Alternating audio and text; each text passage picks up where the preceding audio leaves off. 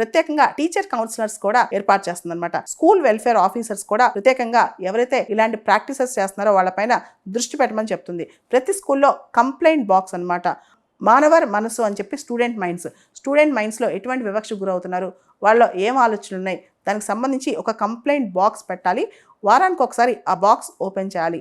ఎవరైతే students complaint రాస్తారో ఆ student యొక్క పేరు, ఐడెంటిటీ ఇవన్నీ గోప్యంగా కాన్ఫిడెన్షియల్గా ఉంచుతూ ఆ స్టూడెంట్ యొక్క ఇష్యూస్ని సాల్వ్ చేయాలని, ముఖ్యంగా student safeguard advisory committee అనేది ప్రతి స్కూల్లో వర్క్ చేయాలి. ఆ అడ్వైజరీ కమిటీ ర్యాగింగ్ విషయంలో, drug use, sexual abuse, caste discrimination ఇలాంటి వాటిలో ఆ స్టూడెంట్ అడ్వైజరీ కమిటీని కీలక పాత్ర పోషించాలి. అంతేకాకుండా స్టూడెంట్ సెన్సిటైజేషన్ ప్రోగ్రామ్స్ కూడా ఎక్కువగా ప్రతి స్కూల్లో రన్ చేయాలన్నమాట. ముఖ్యంగా దీనికి సంబంధించి district child protection officer and district child protection and welfare officer వీళ్ళందరూ కూడా కంప్లీట్గా స్టూడెంట్ వెల్ఫేర్ సంబంధించి ముఖ్యంగా క్యాస్ట్ బేస్డ్ డిస్క్రిమినేషన్ తమిళనాడు స్కూల్స్లో తగ్గించే విధంగా ప్రయత్నం చేయాలని చెప్పి తమిళనాడు గవర్నమెంట్ యోచిస్తోంది.